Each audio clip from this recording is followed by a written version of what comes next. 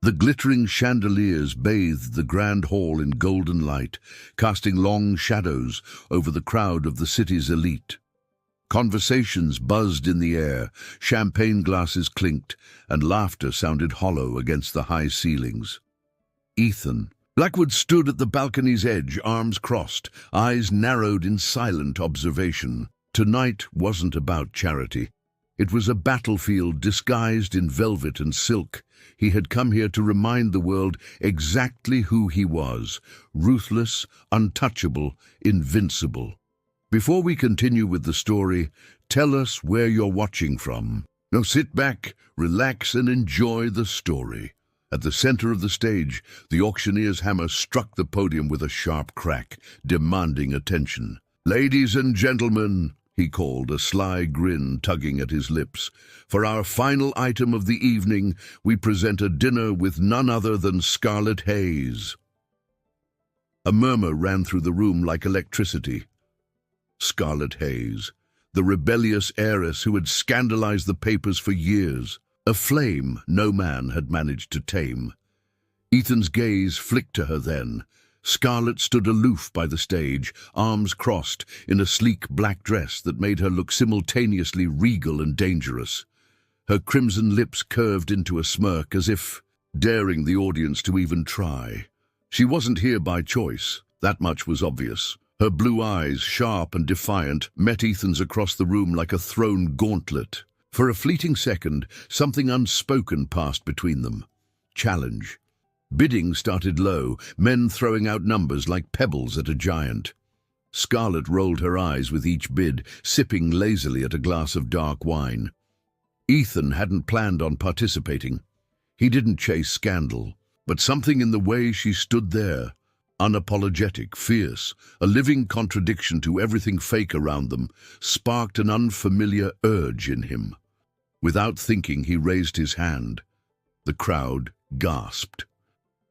200,000, Ethan said smoothly, his voice slicing through the murmurs. Heads turned, phones clicked. Even the auctioneer stuttered for a moment before regaining his composure. Scarlet's smirk faltered, a flicker of genuine surprise crossing her face. She recovered quickly, tilting her head slightly, appraising him with new, cautious interest. Going once, going twice. The hammer struck with finality. Sold to Mr. Ethan Blackwood. Applause broke out, polite and tinged with shock. Scarlet set her glass down with a sharp click, her eyes never leaving Ethan's.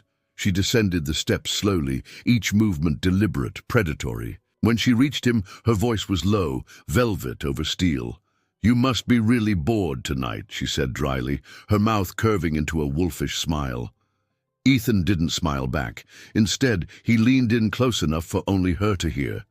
"You intrigue me," he murmured, his breath brushing her ear, "and I don't lose when I'm intrigued." Scarlet's smile widened, all teeth and danger. "Then you're about to lose, Blackwood." The drive to the restaurant was silent, tense. Scarlet gazed out the window, tapping her nails absently against the leather seat. Ethan watched her from the corner of his eye, noting the slight tremor in her fingers, the way she bit her lip when she thought he wasn't looking. She wasn't as invincible as she wanted the world to believe. Neither was he. Maybe that's why he couldn't look away. When they arrived at the restaurant, a private rooftop spot overlooking the city skyline, Scarlet hesitated at the threshold. Ethan saw it, the flash of vulnerability quickly hidden behind her armor. "I don't need saving," she said suddenly without turning. Ethan stepped beside her, his voice a low rumble. "I'm not here to save you. I'm here because you're the first real thing I've seen in years." They dined in a taut dance of verbal sparring, words sharp as razors but laced with unexpected laughter. Scarlet challenged him, exposed his arrogance, while Ethan stripped away her layers of sarcasm to reveal glimpses of the frightened, brilliant woman underneath. They were opposites, they were mirrors, and the tension between them crackled like a live wire stretched too tight. By the end of dinner, Ethan leaned back, studying her. "You hate all of this, don't you?" he said softly. Scarlet paused, her fork halfway to her mouth, then set it down carefully. I hate pretending, she admitted. But you're good at it, Ethan countered. She smiled bitterly. You have no idea. The ride back to the auction hall was different. Quiet, but not cold. Scarlett seemed pensive, her defiance dimmed by something heavier, something real. Ethan could feel the wheels turning in her head, the conflict warring behind those piercing blue eyes. She was calculating. He respected that. He was, after all, doing the same. As they reached the marble entrance, Scarlett paused before getting out. "Why me?" she asked, genuinely curious now, not mocking. Ethan met her gaze squarely. "Because you're not for sale," he said simply. Then he added, almost to himself, "and neither am I." For a moment, the world outside the limousine didn't exist. It was just them. Two damaged souls colliding in a universe too cruel to care. Scarlett smirked, pushing the door open. "Good luck, Blackwood," she said, stepping into the night. "You're going to need it." Watching her disappear into the sea of glittering guests, Ethan realized something unsettling. This wasn't just a bet or a game anymore.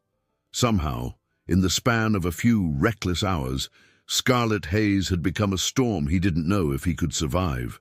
And he didn't want to. The next morning, Ethan sat alone in his office, the city sprawled out beneath the towering windows behind him. He should have been focused on the upcoming merger. Billions hung in the balance. But all he could think about was Scarlett's face, the way her smile didn't quite reach her eyes. He had seen that look before, in mirrors, in strangers too tired to pretend anymore. Ethan drummed his fingers against the mahogany desk. He needed her. No. He needed someone like her to survive what was coming. When the knock sounded at his door, Ethan already knew who it would be. Scarlett entered without waiting for permission, arms crossed, posture stiff. She wore ripped jeans and a leather jacket, a jarring contrast to the sleek marble and glass. Around her, she didn't belong here, and that, Ethan thought, was exactly why she mattered. "You said you wanted to talk," she said flatly. "I'm not in the mood for games." Ethan rose slowly, circling the desk. "This isn't a game." His voice was low, controlled. "I need a fiancée, Scarlett, 3 months. Public appearances, photos, a carefully curated image to sell to investors." He paused, letting the words settle between them like lead. "In exchange, you get whatever you want. Money, freedom, a clean slate." Scarlett's laugh was sharp, bitter. "You're offering to buy me, Blackwood?"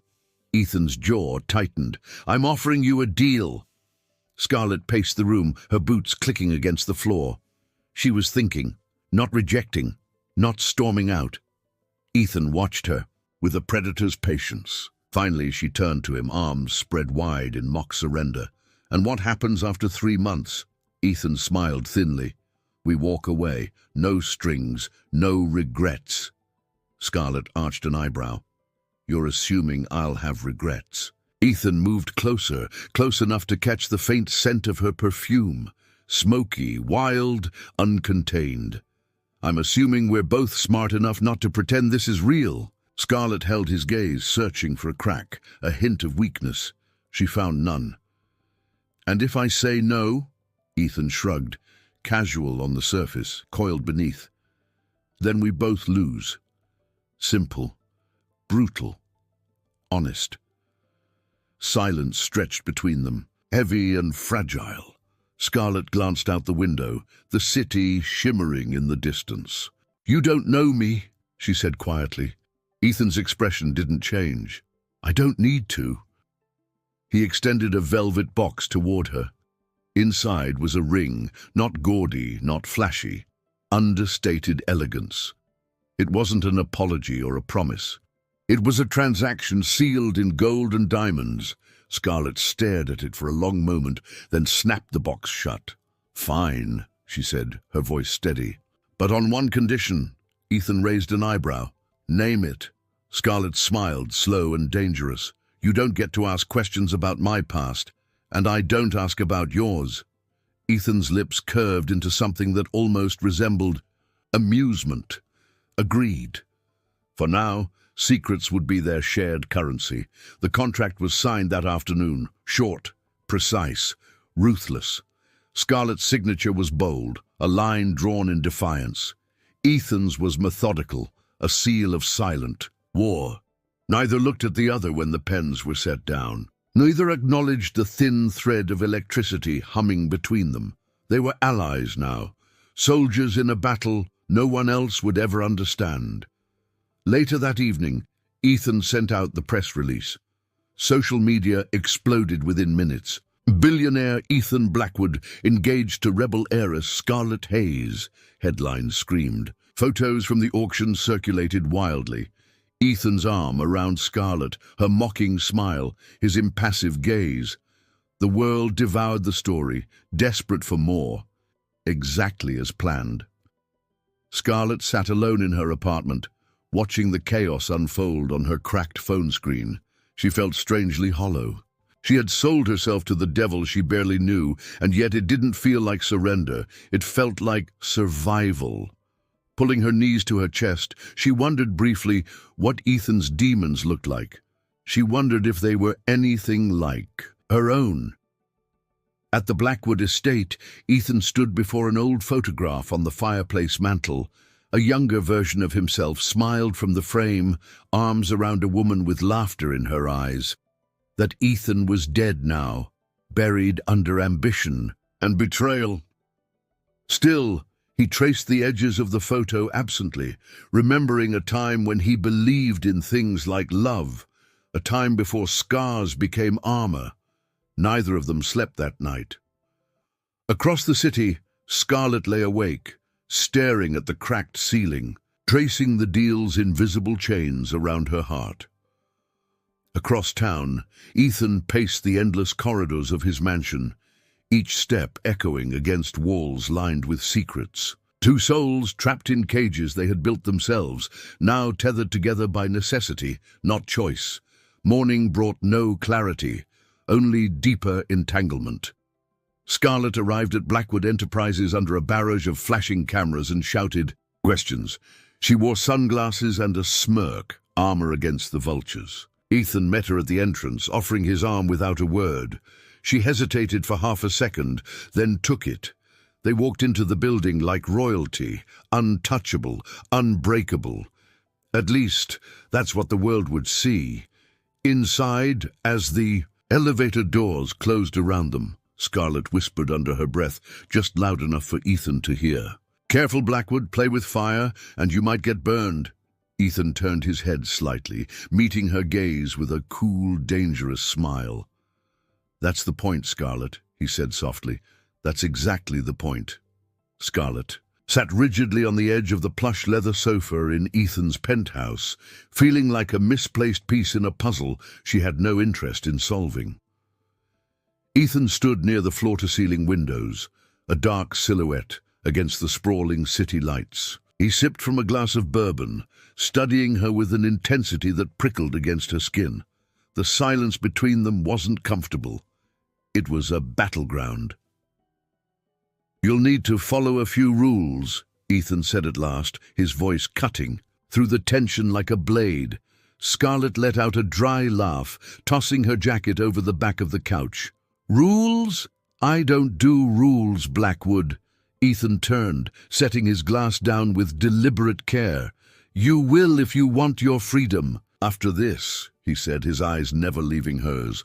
A stalemate crackled between them. Scarlett leaned back, arms crossed. "Fine. Enlighten me," she said, her tone dripping with mockery.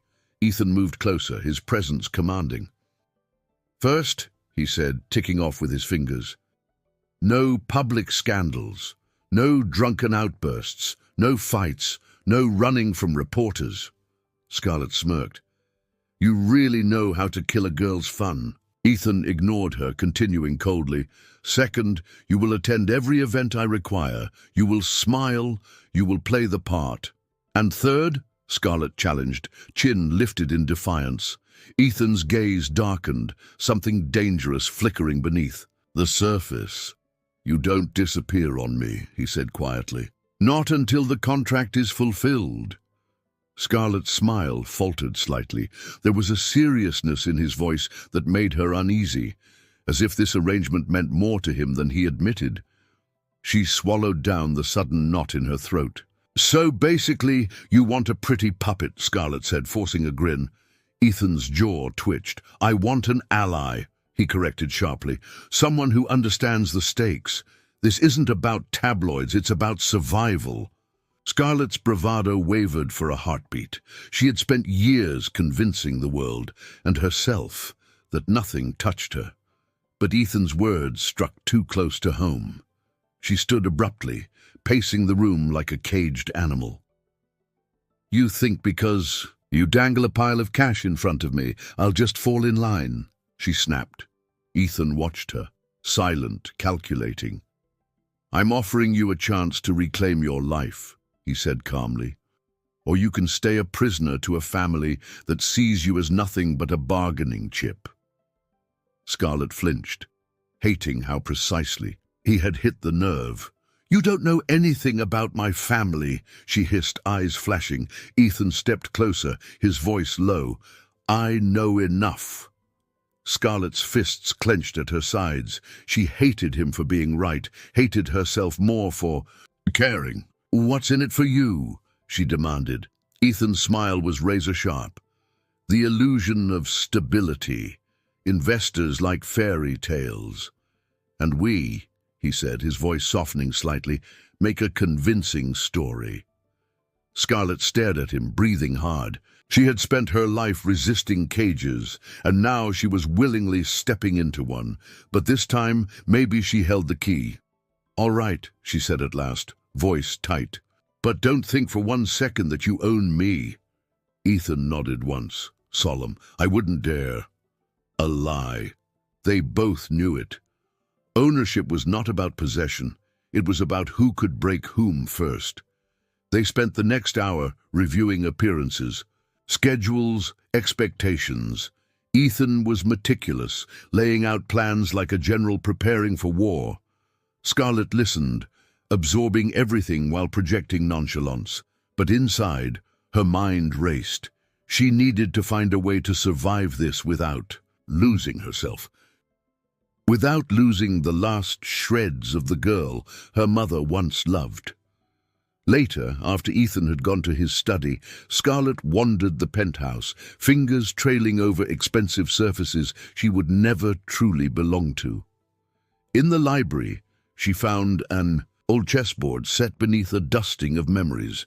She smiled sadly, setting up the pieces. Scarlett had always preferred the queen, the only piece powerful enough to move freely, yet still sacrificed when kings made mistakes. As she pushed a pawn forward, footsteps sounded behind her. Ethan leaned against the doorframe, arms crossed, watching her with an unreadable expression. "You play?" he asked quietly. Scarlett didn't look up. "I destroy," she said simply. Ethan chuckled, the sound low and unexpected. "Good," he murmured. "You'll need that." Their eyes met across the chessboard, and in that charged silence they both knew the real game was just beginning. The next morning, Scarlett awoke to find a neatly organized wardrobe delivered to her room. Designer gowns, tailored suits, delicate jewelry. She stared at it all with a mixture of horror and fascination. It was a costume closet for a role she had never auditioned for, but was now expected to master. She wondered if Ethan realized how deeply he was asking her to betray herself. Downstairs, Ethan sat with his legal team, signing off on the engagement announcement. Scarlett breezed past the room, offering him a mock salute.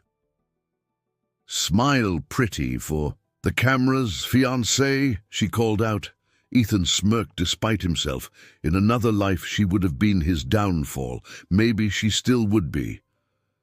Either way, the trap was already set, and neither of them was walking away clean. Days blurred into a series of carefully orchestrated appearances, each more grueling than the last. Scarlett stood beside Ethan at charity galas, business openings and press conferences, a constant smile plastered onto her lips. On the surface, they were the perfect power couple, magnetic, poised, untouchable. But behind every camera flash, Scarlett could feel the walls closing in. Each click of the shutter, another invisible chain. Ethan was relentless in public, his hand resting lightly on her lower back, his gaze filled with the kind of manufactured adoration that fooled everyone. Everyone except Scarlett. She could see the calculation behind his eyes, the way he measured every glance, every gesture. And yet, sometimes, just sometimes, there was something else there too. Something raw, something even he couldn't hide fast enough. Late one evening, after a particularly brutal event, Scarlett collapsed onto the penthouse couch, kicking off her heels.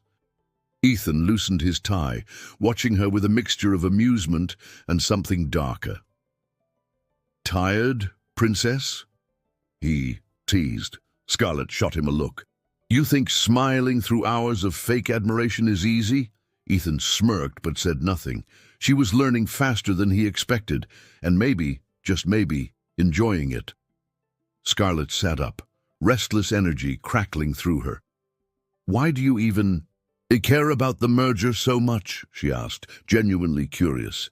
Ethan stiffened slightly, a micro-expression she caught.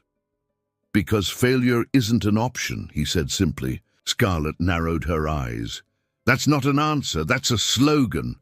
Ethan poured himself a drink, avoiding her gaze. "Let's just say," he said slowly, "some debts can never be paid in full." Scarlett filed that away, another piece of a puzzle she hadn't been invited to solve. She stood, walking toward the vast bookshelves lining the room. Most titles were predictably dull: finance, economics, law. But tucked between them, she found something strange, a tattered novel, spine cracked from countless readings. Curious, she pulled it out. It was a worn copy of Great Expectations, a boy chasing a dream that destroyed him. "You read Dickens?" Scarlett asked, holding up the book. Ethan glanced over, his face unreadable. "Once," he said quietly. Scarlett arched an eyebrow. "Let me guess, you identified with Pip." Ethan's smile was grim. "More than I should have." Scarlett turned the book in her hands, feeling the weight of its hidden meaning. Maybe Ethan Blackwood wasn't as invincible as he wanted the world to think. In the following days, Scarlett began noticing more cracks in his armor, the way his hands trembled slightly after heated board meetings, the tired slump of his shoulders when he thought no one was watching, the deep, hidden sadness in his eyes during those rare moments of stillness. It was unsettling, seeing the humanity beneath the machine. Meanwhile, Ethan found himself drawn to Scarlett's contradictions. She played the reckless rebel in public, but he caught glimpses of something more. Small kindnesses she thought no one noticed. A crumpled bill slipped into a homeless woman's hand. A soft word to a crying child at a gala. She wasn't heartless. She was hiding, just like him. One night, while Ethan worked late in his office, Scarlett wandered into the massive library again. On a whim, she picked up a random financial report from his desk. Boredom quickly turned to confusion. She wasn't an expert, but even she could tell something was wrong. Ethan's company was bleeding, quietly, secretly. The merger wasn't ambition, it was survival. Her chest tightened with an emotion she couldn't name. Pity, fear, respect. She didn't know. All she knew was that for the first time she saw the stakes through his eyes. He wasn't building an empire. He was clinging to the ruins of one, trying not to drown. Scarlett closed the folder gently, feeling like she had intruded on something sacred. When Ethan returned, she was curled up on the couch, pretending to read. He paused in the doorway, sensing the shift in the room. "Find anything interesting?" he asked, casual. Scarlett glanced up, meeting his gaze evenly. "Maybe," she said, her voice softer than before. Ethan didn't press. He simply crossed the room, sat beside her, and for a long moment neither of them spoke. Outside, the city pulsed with life. Inside, an invisible thread stretched tighter between them, an understanding neither could voice. They were two people, pretending to be something they weren't, fighting battles no one else could see. And for the first time, Scarlett wondered if they weren't pretending quite as well as they thought. As the clock ticked toward midnight, Scarlett closed her book and rose to leave. At the door she hesitated, turning back to Ethan. "You know," she said lightly, "even the best poker faces crack eventually." Ethan met her eyes, something fierce and unguarded flickering there. "Maybe," he said softly, "but not tonight." Scarlett smiled sadly, stepping into the hall. She didn't see the way Ethan's hands tightened into fists as she disappeared, or the way his gaze lingered on the empty doorway long after she was gone. In the quiet that followed, both of them understood something they would never say aloud. The masks were slipping, and when they finally fell, nothing would ever be the same again. The next event on their relentless schedule was a charity gala at the Lancaster Grand Hotel, an affair dripping with opulence and hypocrisy. Scarlett stepped out of the car, flashing a dazzling smile as cameras exploded in flashes around her. Ethan slipped his arm around her waist, pulling her close enough for the crowd to believe the illusion. But even as Scarlett leaned into him, a small, rebellious part of her screamed against the closeness. Inside the gilded ballroom, chandeliers sparkled like frozen stars overhead. Scarlett scanned the room, feeling the eyes of the city's most powerful people weighing heavily on her. Ethan's grip on her waist was steady, reassuring in a way that infuriated her. She wasn't supposed to need him. She wasn't supposed to feel safer pressed against his side, and yet here she was, battling the traitorous comfort of his presence. As they mingled with the guests, Scarlett played her part flawlessly, laughing at jokes she didn't find funny, leaning into Ethan's touch just enough to sell the fantasy. Every now and then, she caught him watching her, his expression unreadable. Was he assessing her performance, admiring it? Or was there something else simmering beneath that cool exterior? At one point, a venture capitalist made an offhand comment about how Ethan had finally tamed the wild haze girl. Scarlett froze, the blood draining from her face. Before she could respond, Ethan's arm tightened around her. His voice, when it came, was low and dangerous. "Scarlett was never meant to be tamed," he said smoothly. "She's perfect, exactly as she is." The man laughed awkwardly, retreating under Ethan's piercing gaze. Scarlett turned her head slightly, looking up at Ethan in surprise. For the first time that evening, his mask had slipped, if only for a moment. She saw something fierce and protective flash across his face, a crack in the perfect facade. And just like that, something inside her shifted, uncoiling slowly in the pit of her stomach. Maybe he wasn't pretending as well as he thought he was. Later, as the night wound down, Ethan and Scarlett found themselves alone on the hotel balcony, the sounds of the party muffled behind thick glass doors. The city stretched out before them, a glittering sea of endless possibilities and unspoken regrets. Scarlett leaned against the railing, the wind tugging at her hair. Ethan stood a few feet away, silent, hands shoved into his pockets. "You didn't have to defend me back there," Scarlett said softly, breaking the fragile silence. Ethan glanced at her, his eyes dark and intense under the moonlight. "Yes, I did," he said simply. Scarlett swallowed hard, her heart hammering against her ribs. This wasn't part of the act. There were no cameras here, no audience to fool. It was just them, and the truth they were both too afraid to face. Scarlett laughed quietly, bitterly. "You know, I used to think I hated all of this," she said, gesturing vaguely toward the glittering skyline. The parties, the games, the masks, but maybe what I really hated was feeling like I didn't belong anywhere. Ethan moved closer, each step deliberate. "You belong wherever you choose to," he said, his voice low and rough. "You just haven't found your place yet." Scarlett turned to face him fully, the night air crackling with the tension between them. "And what about you, Blackwood?" she asked, her voice barely more than a whisper. "Have you found yours?" For a moment, Ethan said nothing. Then, in a voice so soft she almost missed it, he answered, "Not yet." Scarlett's breath caught in her throat, the vulnerability in his tone cutting deeper than any insult ever could.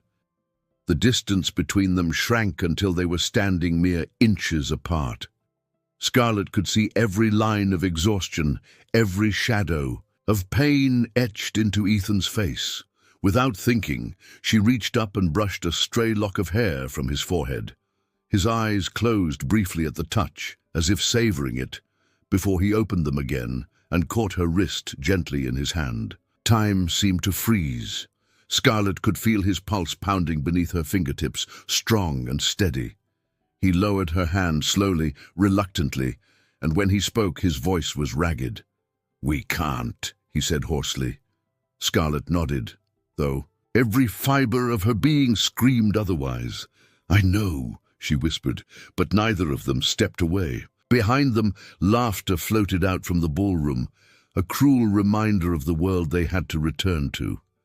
Scarlett pulled back first, masking her trembling hands by smoothing her dress.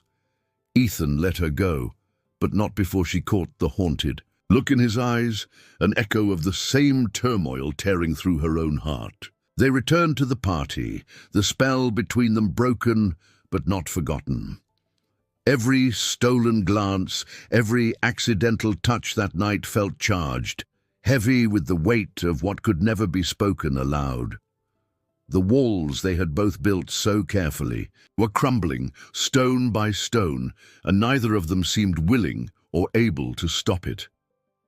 As the driver pulled up to the penthouse later, Ethan helped Scarlett out of the car without a word.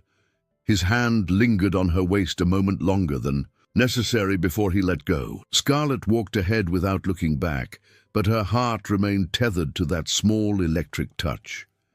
In the darkness of the night, pretending had never felt more real or more dangerous. It started with whispers, soft, slippery things that slithered through the polished halls of Blackwood Enterprises. Scarlett noticed it first, the curious glances, the hushed conversations that abruptly ended when she entered a room. She shrugged it off at first. After all, she was used to being the outsider. But something about the weight of those stairs unsettled her in a way even she couldn't explain. Meanwhile, Ethan's world was spinning faster than he could steady it. Meetings stretched into endless nights. Deals teetered on the brink of collapse. Investors were getting nervous, competitors smelled blood, and through it all Ethan maintained the same stoic facade, never letting anyone see the cracks spidering beneath his carefully constructed armor, except Scarlett. She saw everything. One afternoon, as Scarlett waited for Ethan in his office, she noticed a document left open on his desk, a list of shareholders, and an alarming number of defections. Her stomach tightened. Ethan wasn't just battling the media or the market. Someone was actively working against him from the shadows. She could feel it. The question was, who? Later that evening, during another high society event, Scarlett felt a tap on her shoulder. She turned, plastering on a polite smile, only for it to freeze when she saw her, Vivian Cross, impeccably dressed, venomously beautiful, and dangerous in the way only women who had nothing left to lose could be. "Scarlett," Vivian purred, her voice syrupy sweet. "I've heard so much about you." Scarlett tilted her head, masking her instincts behind a lazy smile. "Funny, I can't say the same."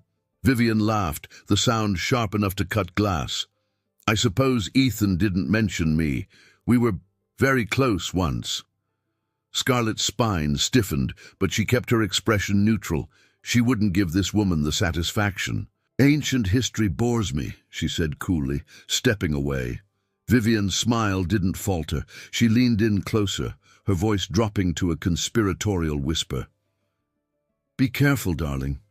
Ethan has a habit of using people and discarding them when they're no longer useful. Scarlett froze, the words sinking their claws into her already battered heart. Before she could reply, Vivian disappeared into the crowd, leaving only the sour taste of doubt behind. The car ride home was silent, tension thick enough to strangle.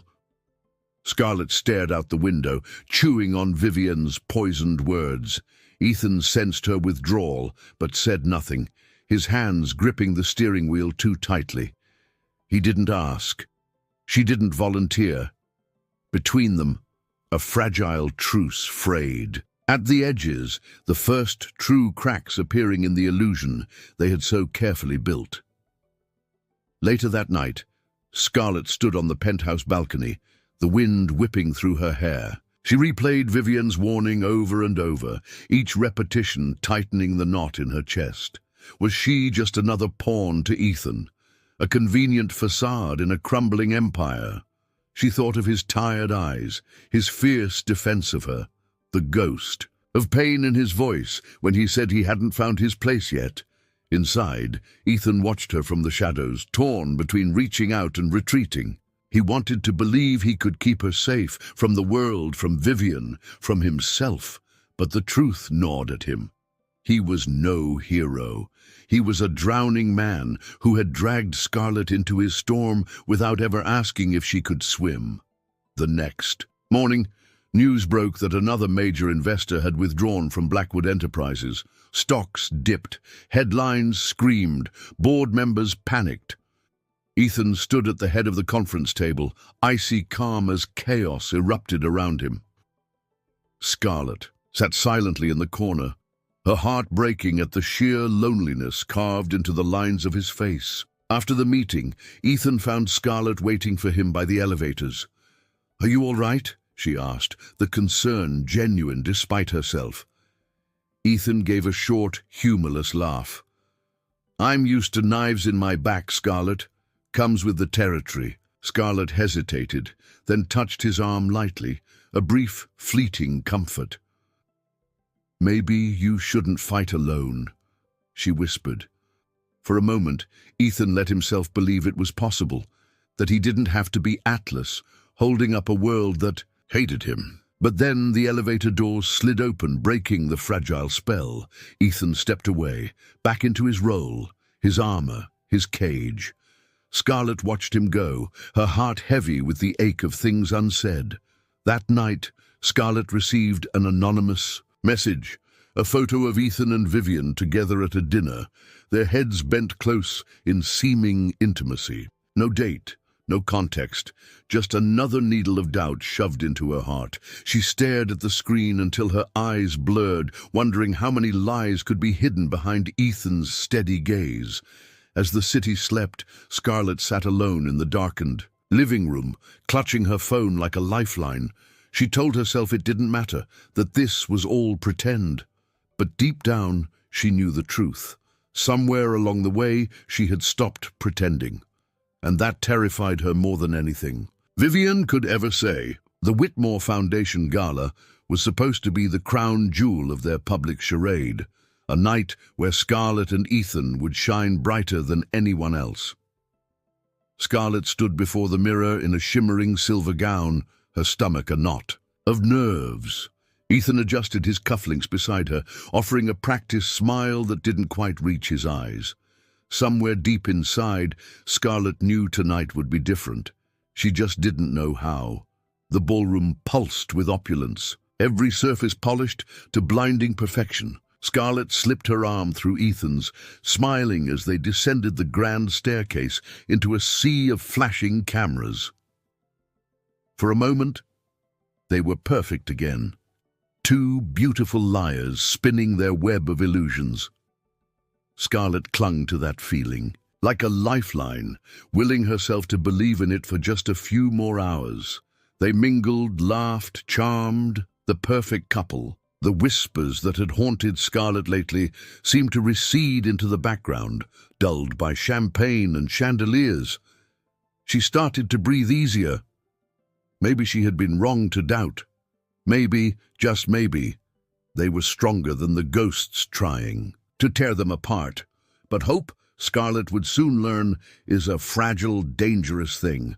The first blow came disguised as a toast.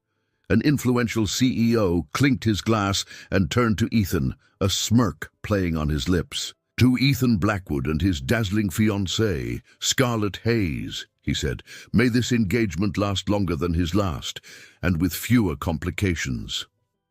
Laughter rippled through the crowd, cruel and cutting. Scarlet's blood ran cold. She felt dozens of eyes pinning her in place. Ethan's jaw tightened, but he said nothing. No denial, no defense.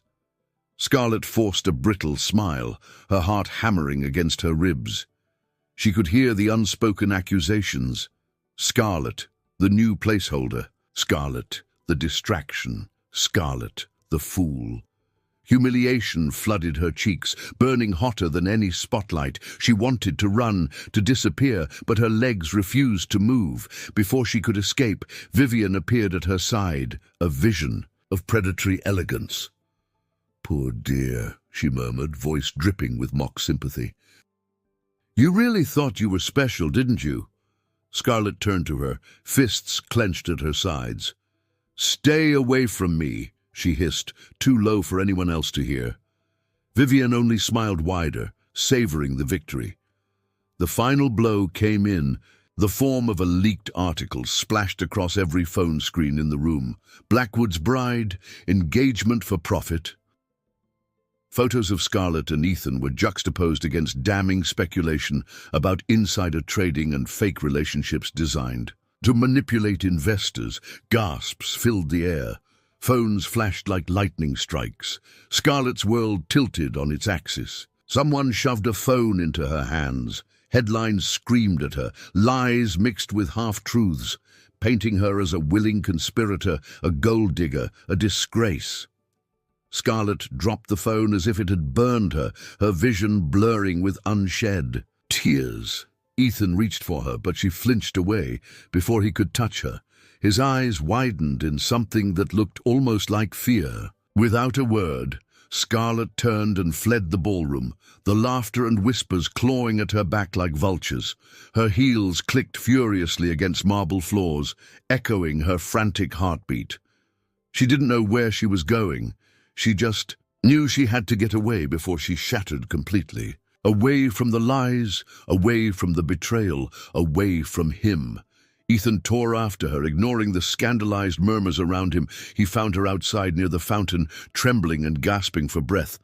"Scarlet, wait," he said, reaching out. She spun on him, eyes blazing. "Did you ever intend to tell me?" she demanded, voice cracking. "Was I just a piece of your game from the start?" Ethan flinched, as if she had struck him. "It's not what you think," he said hoarsely, running a hand through his hair. "Then tell me," she cried, the words ripped from her throat. Ethan opened his mouth, but no explanation came. Nothing he could say would erase the headlines, the whispers, the look in her eyes, the look of someone betrayed one time too many. Scarlet shook her head, laughing bitterly. "I was starting to believe you," she whispered brokenly. "I was starting to think, maybe—" She couldn't finish. Her voice gave out under the weight of all the things she would never be able to say. Ethan took a step forward, but Scarlet backed away, hands raised in silent surrender. "Don't!" she said fiercely. "Don't make it worse." The limo pulled up silently behind her, summoned by some invisible hand. Scarlet didn't look back as she climbed inside. The door closed with a finality that echoed through Ethan's chest like a gunshot. He stood alone by the fountain, the night spinning around him, and for the first time in years, he realized he was utterly, completely powerless. Inside the limo, Scarlet pressed her forehead against the cool glass, tears streaming unchecked down her face. She hated herself for believing, hated him more for letting her. Outside, the city blurred into a smear of golden lights and broken dreams. Somewhere deep inside her, something precious cracked open and bled out into the night. And though she didn't know it yet, Scarlet Haze had just crossed a threshold from which there would be no easy return. The rain started somewhere after. Midnight, a steady drumbeat against the windows of the penthouse. Ethan sat alone in the darkened living room, a glass of untouched bourbon in his hand. The place felt colder without her presence, as if Scarlet had taken all the warmth with her when she left. He stared into the storm, his reflection fractured in the glass, and wondered if he had finally managed to destroy the only real thing. He had left. Scarlet hadn't answered his calls. He hadn't really expected her to. He wouldn't have answered either if the roles were reversed. He had seen the look in her eyes, pure betrayal, laced with something even worse. Disappointment. Somewhere between the fake smiles and rehearsed lies, she had started to believe in him, and he had repaid her faith with silence and half-truths. Just like everyone else in her life, the next day dragged by like a funeral march. Ethan buried himself in damage control. Lawyers, PR teams, board meetings, but none of it mattered. The company could burn for all he cared. None of it would fix the hollowness gnawing at him from the inside. In a rare moment of reckless impulse, he left the office mid-afternoon and found himself standing outside Scarlet's apartment building, heart hammering like a condemned man awaiting judgment. It took him 20 minutes to gather the courage to knock. When the door finally swung open, Scarlet stood there barefoot in ripped jeans and an oversized sweatshirt, her face pale and unreadable. For a long moment, neither of them spoke. Then she stepped aside silently, allowing him in. Not forgiveness, not welcome, just permission to explain. Ethan crossed the threshold like a man stepping into a battlefield. The apartment was quiet, too quiet, as if it too held its breath. Scarlet folded her arms across her chest, leaning against the kitchen counter, her body language screaming distance. "You have 5 minutes," she said coldly. Ethan nodded, throat dry. "I won't waste them." He started slowly, the words tasting like rust on his tongue. Vivian wasn't just a relationship. She was my partner, personally and professionally. Scarlet said nothing, her expression carved from stone. Ethan pressed on, each word harder than the last. I trusted her with everything, my plans, my company, my heart, and she betrayed all of it. He looked down, ashamed. She was leaking confidential information to my competitors, setting me up for failure while pretending to support me. He let out a bitter laugh. The night I caught her, I lost more than my company's reputation. I lost the last piece of myself that believed in people. Scarlet shifted slightly, the first crack in her icy demeanor. "I swore after that night," Ethan said, voice thick with old wounds, "that I would never let anyone get that close again. I built walls so high even I forgot what they were hiding." His hands trembled as he ran them through his hair. "You weren't supposed to be different. You were supposed to be just another move in a chess game I thought I could control." Scarlet's eyes shimmered, but she said nothing. Ethan stepped closer, desperate now. "But you are different," he said fiercely. "You made me remember things I didn't want to feel again. Hope, fear, wanting something more." His voice broke on the last word. "And I didn't know how to handle it. So I stayed silent. I let you think the worst." Scarlet hugged herself tighter, as if trying to hold her pieces together. "Why didn't you tell me?" she whispered, her voice cracking. Ethan exhaled a shaky breath. "Because I was afraid," he admitted. "Afraid you'd see the truth, that I'm not invincible, that I'm just a man too broken to love anything without destroying it." Silence wrapped around them, heavy and suffocating. Scarlet closed her eyes, fighting the storm inside her. She had spent so long believing that everyone who touched her did so with an ulterior motive. And now here was Ethan, stripped of all pretense, offering her his brokenness instead of promises. It was terrifying and heartbreakingly real. "You hurt me," she said finally, tears slipping free despite herself. "I know," Ethan whispered, stepping closer, "and I will spend however long it takes trying to undo that hurt. If you let me." Scarlett opened her eyes, meeting his gaze. There was no arrogance there, no defenses, just a man, battered by his own mistakes, begging for a chance he didn't deserve. She didn't answer. She didn't know how. So instead, she turned away, retreating to the safety of the window. Outside, the rain blurred the city into watercolor sadness. Inside, Ethan stood motionless, waiting for a verdict that might never come. Somewhere deep inside her, Scarlett wanted to believe, wanted to try, but the wounds were too fresh, the scars too deep. When Ethan finally spoke again, his voice was barely a whisper. "I'll go," he said, stepping toward the door, "but I meant what I said. You changed everything, Scarlett, even if you never believe me." He paused, hand on the doorknob. "Especially if you don't." Then he was gone, the door clicking softly behind him, leaving Scarlett alone with the echoes of everything he didn't say. And for the first time since the night of the gala, Scarlett didn't feel victorious. She felt hollow, as if in sending him away, she had lost something far more precious than pride. The days that followed felt heavier than the rain-soaked city around them. Scarlett moved through life like a ghost, mechanical and detached. The newspapers still buzzed with scandal, but she no longer cared. Somewhere deep inside, Ethan's confession had taken root, refusing to be ignored. She hated him for what he had done, hated herself more for still aching for him despite everything. Ethan, for his part, didn't chase her. He respected the distance, even as it tore him apart piece by piece. Instead, he threw himself into salvaging what little remained of Blackwood Enterprises. Meetings, calls, endless negotiations, all performed with grim efficiency. But when the office lights dimmed and the city fell silent, his thoughts always returned to her, always to her.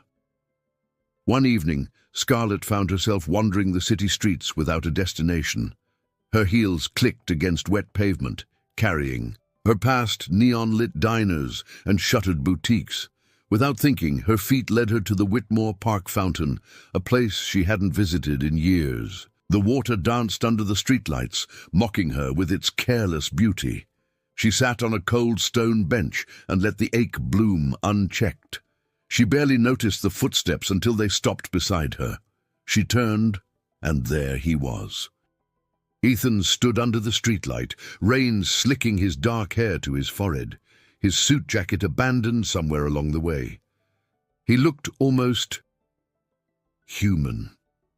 No armor, no mask. Just a man weathered by regret. For a long moment, neither of them spoke. The only sound was the whisper of rain against stone. "You're soaked," Scarlett said finally, her voice hoarse from disuse. Ethan offered a crooked smile. "Seems fitting." He hesitated, then sat beside her, leaving just enough space between them for all the things they couldn't say. Scarlett stared ahead, refusing to look at him. If she did, she was afraid she might drown in all the feelings she wasn't ready to name. "I didn't come to apologize again," Ethan said quietly. Scarlett let out a bitter laugh. "Good. I don't think I could survive another confession." He chuckled too, the sound rough around the edges. "I came because I couldn't stay away."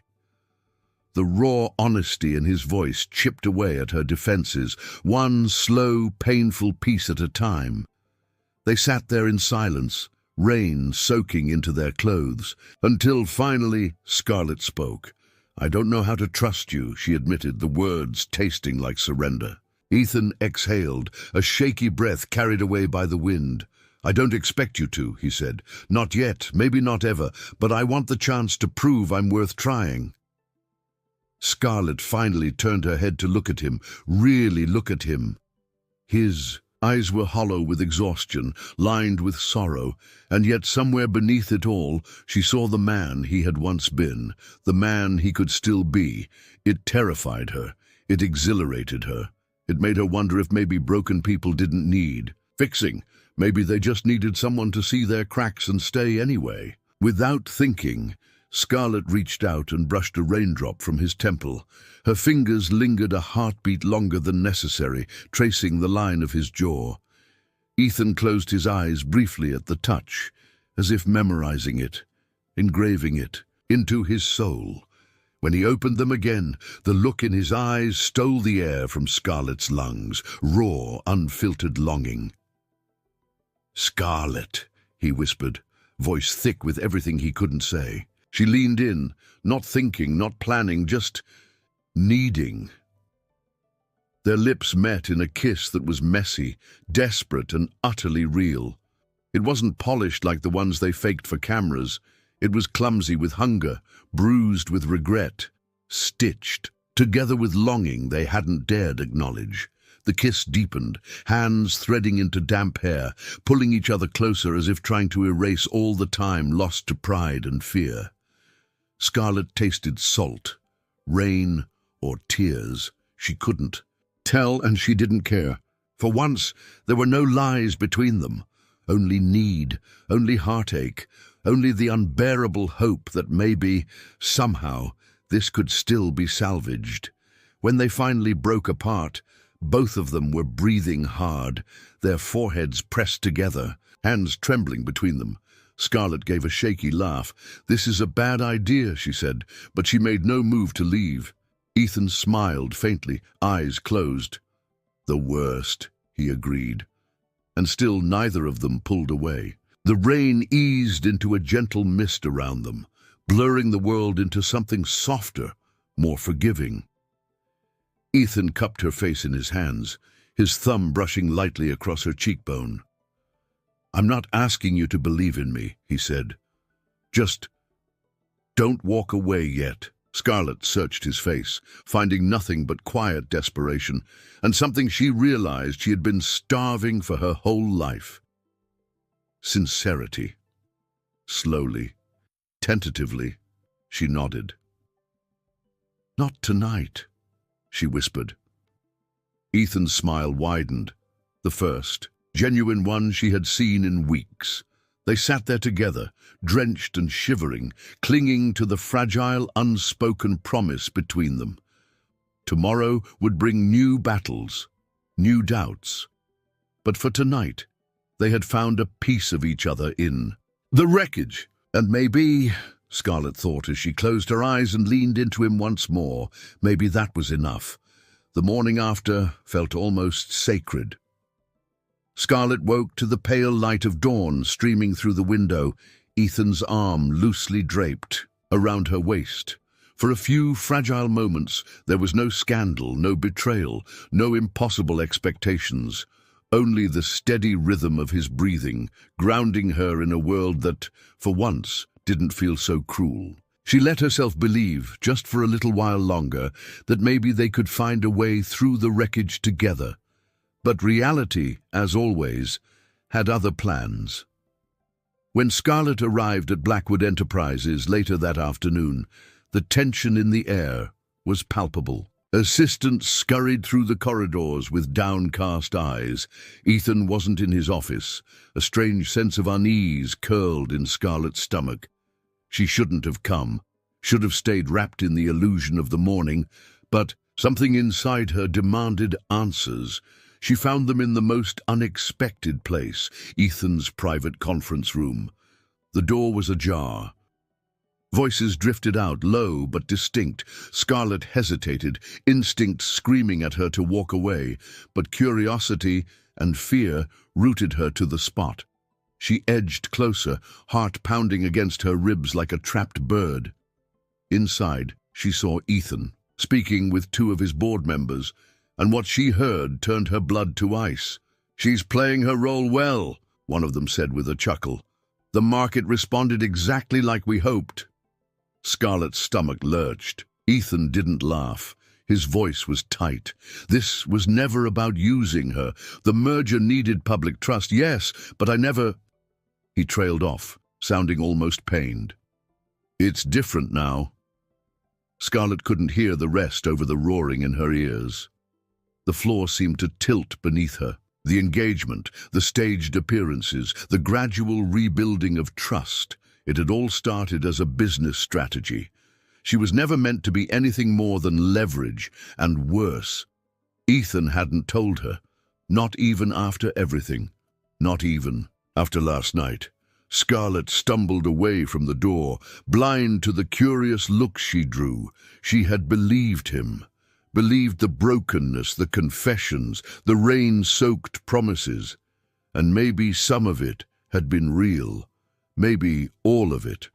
But the betrayal of a mission was a wound all its own, and it cut deeper than any outright lie. Outside, the air was crisp and cold. Scarlett sucked in a shaky breath, blinking furiously against the sting in her eyes. She didn't know where she was going, only that she couldn't stay. She hailed a cab with trembling fingers and gave the driver the first address that came to mind. Her mother's old townhouse on the outskirts of the city, now abandoned and half forgotten. Somewhere no one would think to look for her. Meanwhile, Ethan sat stiffly in the conference room, sensing a disturbance he couldn't quite name. Something hollow gnawed at the edges of his thoughts, pulling him out of the conversation. He stood, abruptly, ignoring the confused glances of his colleagues. Without knowing why, he hurried down the hall, searching for something he couldn't define, until he realized what, or rather who, was missing. Scarlett. Panic clawed up his throat as he checked every room, every corridor. Nothing. Gone. He cursed under his breath, heart slamming against his ribs. He pulled out his phone, dialing her number, but it rang and rang before going to voicemail. He sent a text, then another. No response. Back at the townhouse, Scarlett sat on the dusty floor of the living room, staring blankly at the cracked walls. She remembered curling up here as a child, reading fairy tales by flashlight while her mother hummed in the kitchen. Back then, she believed in heroes, believed that love could conquer anything. Foolish, naive dreams. She had outgrown them, hadn't she? The ache in her chest said otherwise. Scarlett hugged her knees to her chest, breathing in the scent of old wood and forgotten memories. She didn't know what hurt more, that Ethan had seen her as a pawn, or that part of her still, despite everything, wanted to forgive him. Wanted to believe that somewhere along the way, the lines between pretense and reality had blurred for him too. At the penthouse, Ethan stood by the window, phone clutched in his hand, feeling the weight of 1,000 mistakes crash down on him. He had meant to tell her. He had planned to, but fear had won out again, the fear of losing the only real connection he had left. And in trying to hold on to it, he had destroyed it instead. He didn't know where she had gone, didn't know if she would ever come back. All he knew was that the space she left behind felt unbearable, empty in a way that made breathing hurt. And for the first time in years, Ethan Blackwood understood the true cost of building walls. Eventually, they became prisons you couldn't escape from. 3 days passed, 3 endless, hollow days. Scarlett's absence was a gaping wound in Ethan's life, one that nothing seemed able to staunch. He showed up to meetings out of habit, gave orders like a man moving underwater, but everything felt meaningless.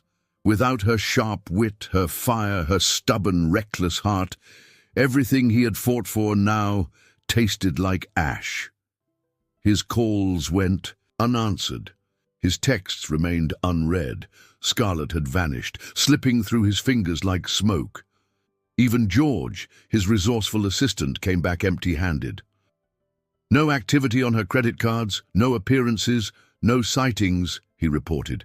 Grimly, Ethan stared out the window, his reflection fractured against the glass. Keep looking, he said quietly, though every part of him feared the truth. She didn't want to be found. Scarlett, meanwhile, moved like a ghost through the city's forgotten corners. She stayed in cheap motels under false names, avoiding the places they used to haunt together.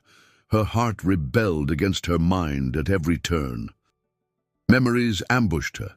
Ethan's rare, unguarded smiles, the way he had kissed her like she was the only thing anchoring him to the world.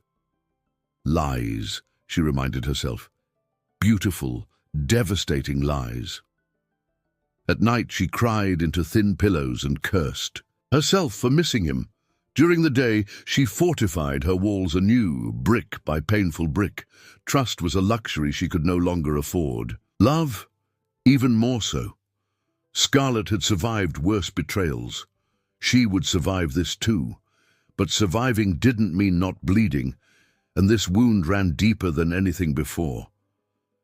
Back at Blackwood Enterprises, the collapse came fast. Investors, already spooked by scandal, began pulling out en masse.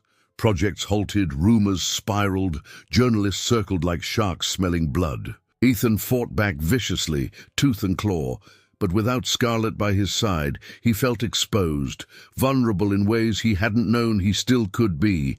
One evening, as Ethan sat alone in the conference room, news broke that a hostile takeover was imminent. His enemies had been waiting for weakness, and now he had given them all the ammunition they needed. The empire he had spent a lifetime building crumbled, brick by bloody brick. And through it all, Scarlett's absence loomed larger than the looming bankruptcy. In a desperate move, Ethan called an emergency shareholders meeting. He stood at the podium, hands gripping the edge, scanning the sea of skeptical faces. "We can rebuild," he said, voice raw but steady. "But we need unity, not fear. We need to remember why we started this." Some nodded, most didn't. After the meeting, he sat in his office long after everyone else had gone, nursing a drink he didn't taste. On his desk, the engagement ring he had once slipped onto Scarlett's finger lay abandoned. It glinted mockingly in the low light, a symbol of everything he had broken.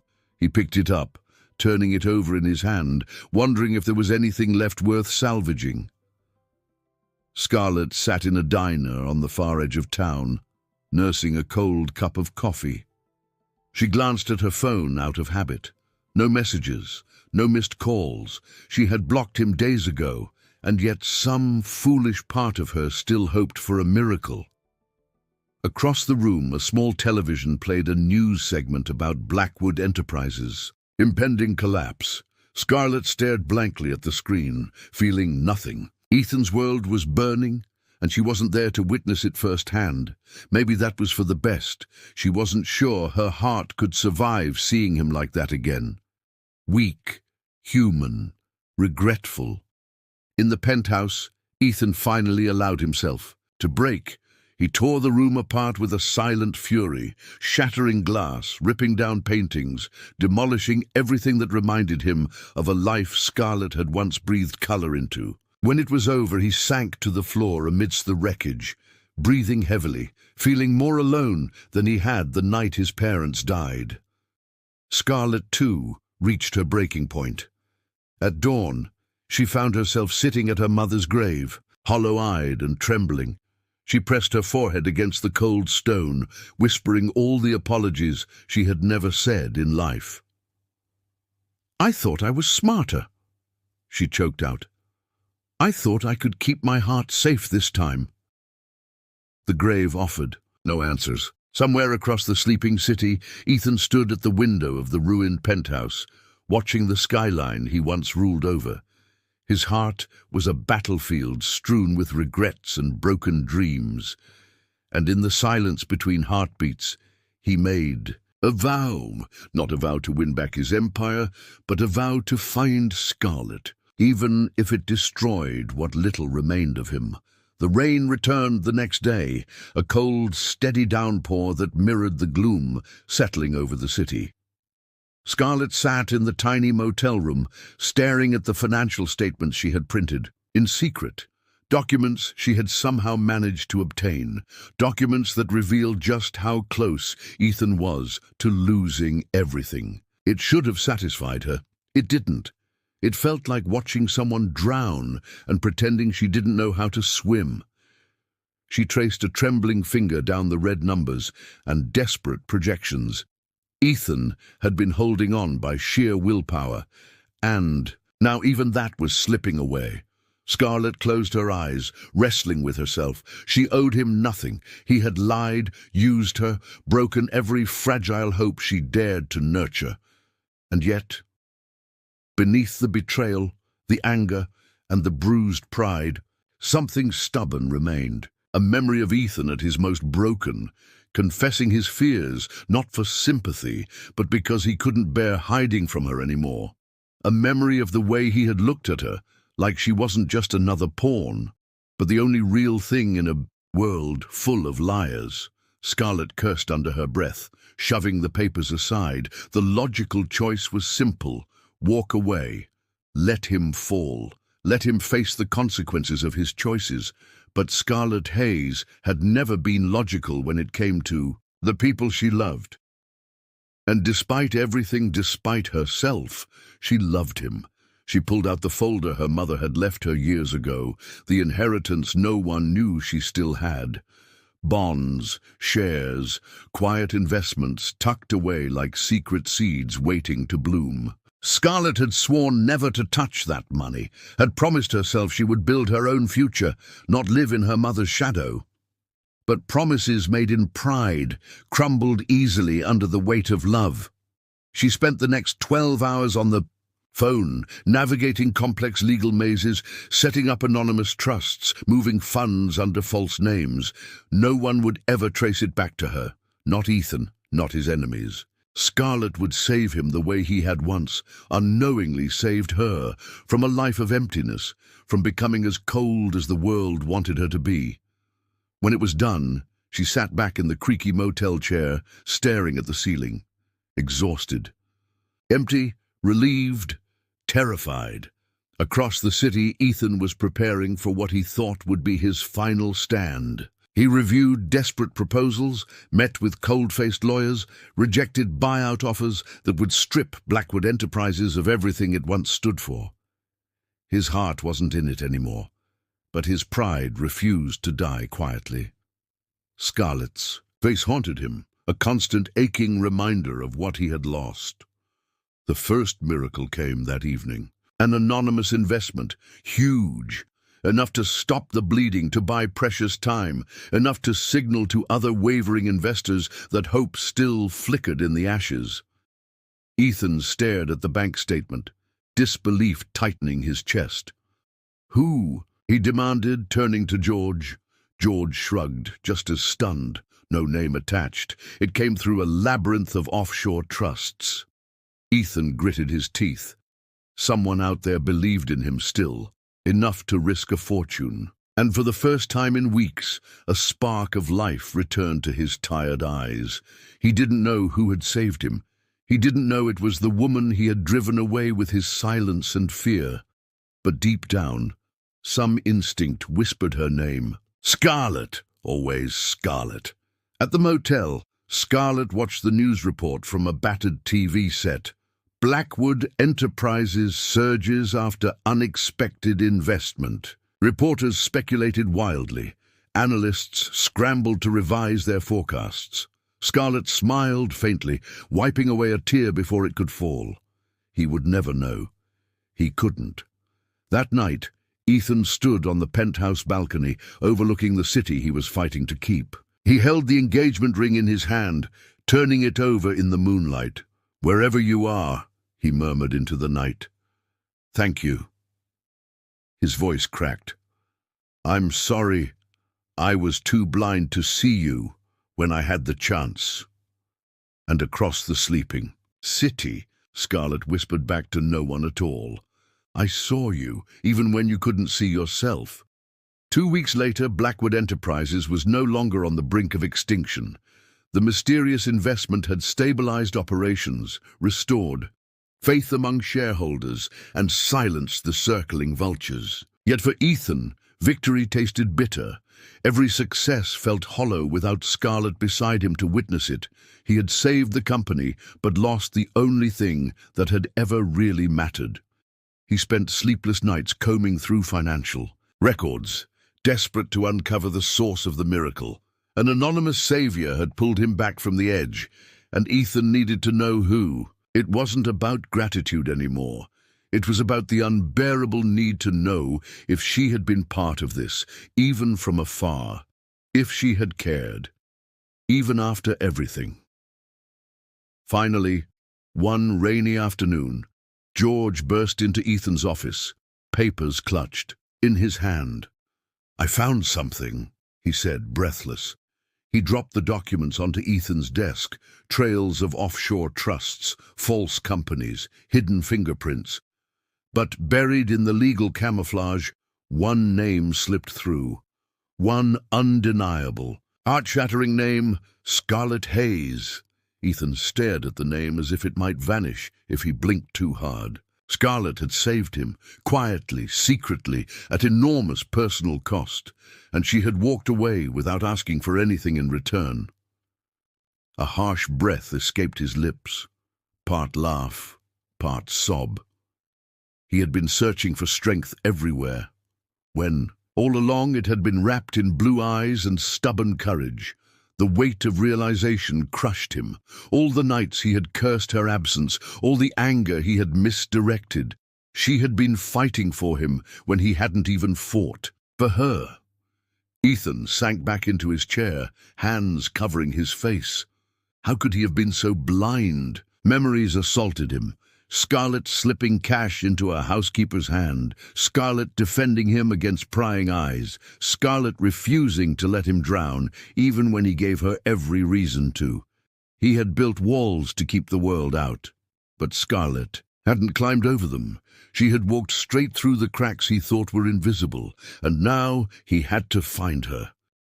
Not for closure, not for redemption, but because he couldn't breathe without her anymore.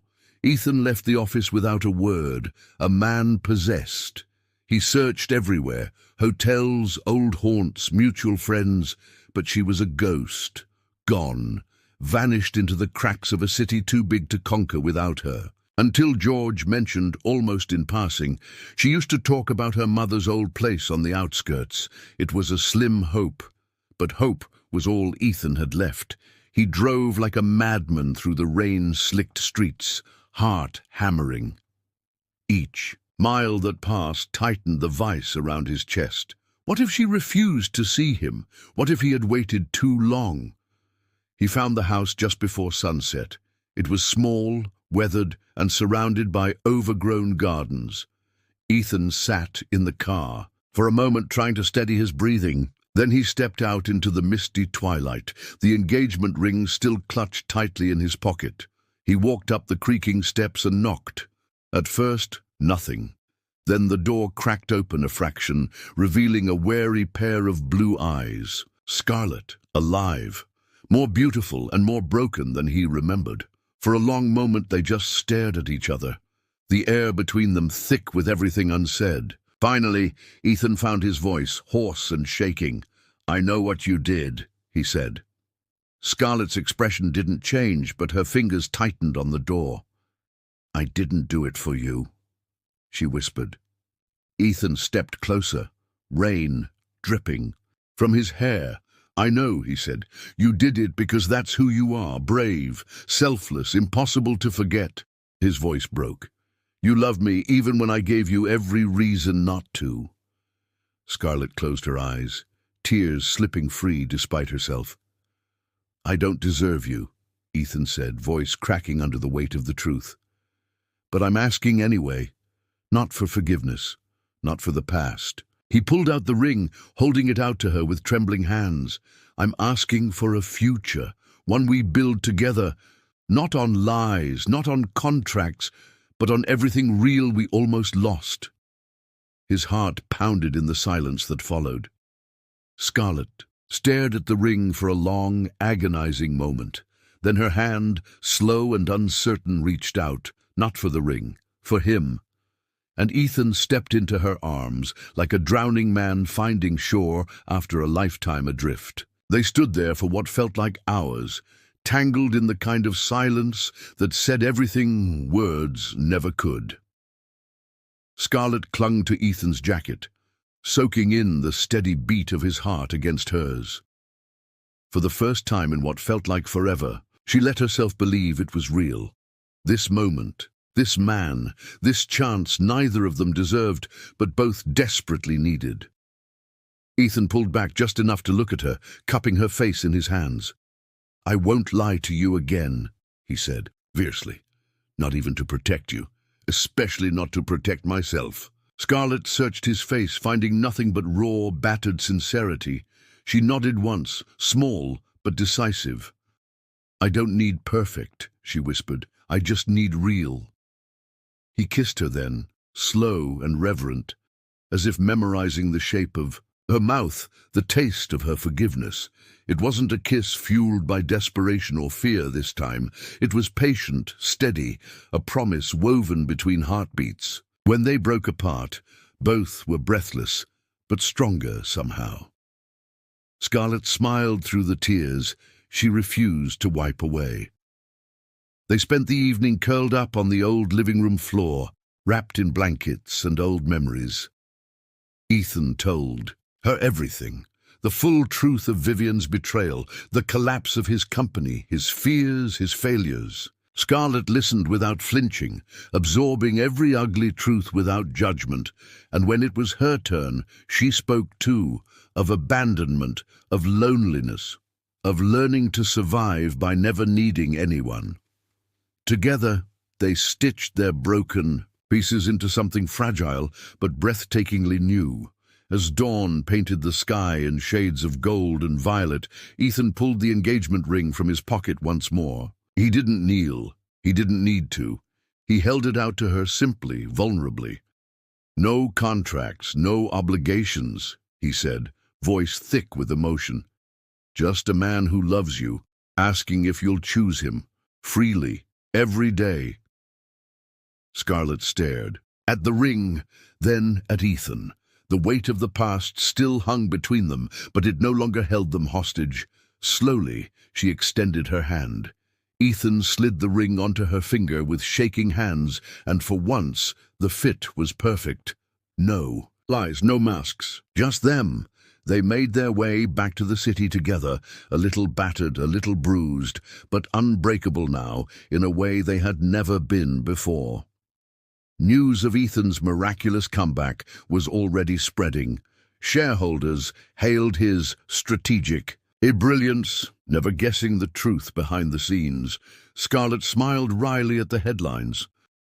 The world would never understand what it truly cost them to reach this point. At Blackwood Enterprises, the board tried to stage a coup against Ethan one last time. They accused him of mismanagement, of weakness. Scarlett walked into that meeting, at his side, head held high, radiating defiance and power. She spoke plainly, revealing the sabotage, the loyalty, the sacrifices. By the time she finished, no one dared question Ethan's leadership, or hers. Victory was sweet, but it wasn't the headlines or the applause that mattered. It was the quiet triumph of knowing they had survived. Together, despite everything. Because of everything. That night, as they lay side by side in the penthouse, the city sprawling endlessly beyond the windows, Ethan turned to Scarlett. "I used to think love was a weakness," he murmured. Scarlett smiled, tracing lazy patterns on his chest. "It is," she said, "the best kind." Ethan laughed softly, pulling her closer. Outside, the city hummed with life, indifferent and vast. But inside, within the walls, they had rebuilt brick by broken brick. There was peace. Not perfect, not painless, but real. Scarlett drifted off to sleep with Ethan's arms around her and a future blooming gently in her dreams. A future they would write together, every messy, beautiful chapter. Spring arrived quietly, breathing new life into a city that had grown, used to cold and storms. Scarlett stood on the balcony of their new home, a place neither penthouse nor palace, but something softer, warmer. She wrapped Ethan's jacket around her shoulders, smiling as the breeze teased loose strands of hair across her face. For the first time in her life, she wasn't running. She wasn't hiding. She was choosing. Inside, Ethan moved through the kitchen with a clumsy grace, burning toast and muttering curses under his breath. Scarlett laughed, the sound light and unburdened, crossing the threshold to rescue him from culinary disaster. He caught her around the waist, spinning her, until they were both breathless with laughter. "Terrible fiancé, excellent hostage-taker," she teased. Ethan grinned, eyes crinkling in a way that still made her stomach flip. Breakfast was a disaster.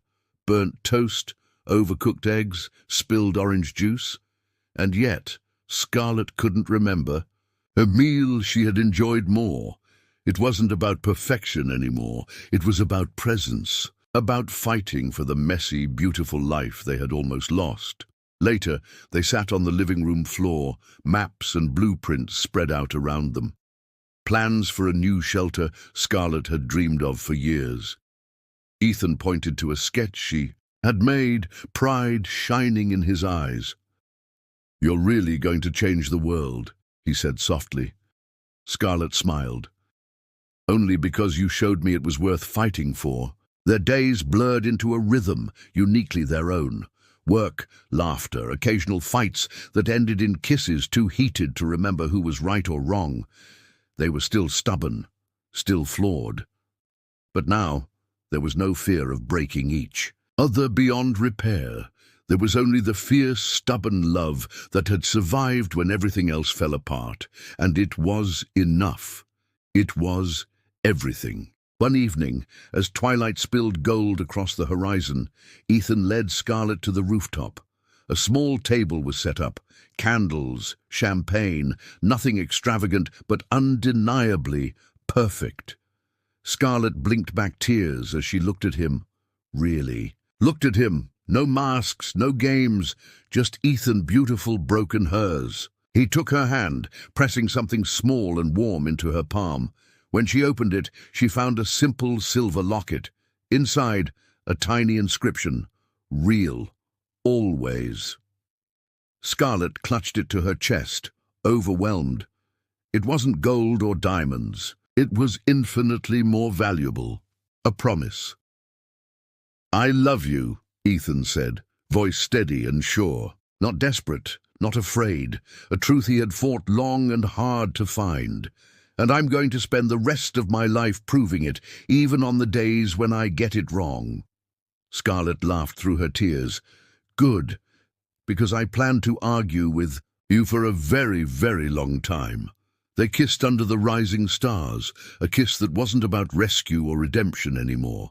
It was about partnership, about every battle fought and every scar earned, about the future they would face together, stronger, wiser, unbreakable, real. Somewhere down below, the city roared and flashed and lived on, indifferent to their tiny miracle. But up here, on this rooftop, two broken souls had finally found their way home. Not to perfection, not to fairy tales, but to something better. Scarlett rested her head against Ethan's shoulder, locket warm against her heart. "Do you think," she whispered, "that we deserve this?" Ethan kissed her temple, smiling into her hair. "I think," he said, "we fought hard enough that we don't have to ask any more." And under the endless sky they began their new story, together without masks, without fear. If you've made it this far, let us know what you thought about the story. Rate it from 1 to 10 in the comments. We'd love to hear your thoughts. And if you're not subscribed yet, don't forget to subscribe to catch all our upcoming stories.